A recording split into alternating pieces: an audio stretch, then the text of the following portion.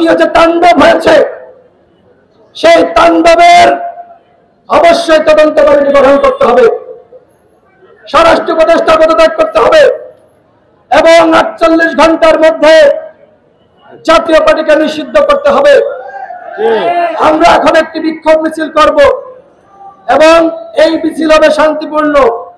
কেউ কোনো উস্কানিতে হাতে পা দিবেন না। আমরা একটি রাজনৈতিক দল, আমরা এদেশের আইনে বিশ্বাস করি, আমরা এদেশের শান্তিতে বিশ্বাস করি। সুতরাং আমাদের যে নির্দেশনা, আমরা যেদিকে যাব আমাদেরকে ফলো করবেন। অনেকে মিছিলের মধ্যে ঢুকে নানান ধরনের চক্রান্ত করতে পারে, আপনার ডাইনে বায়ে সামনে পিছনে খেয়াল রাখবেন।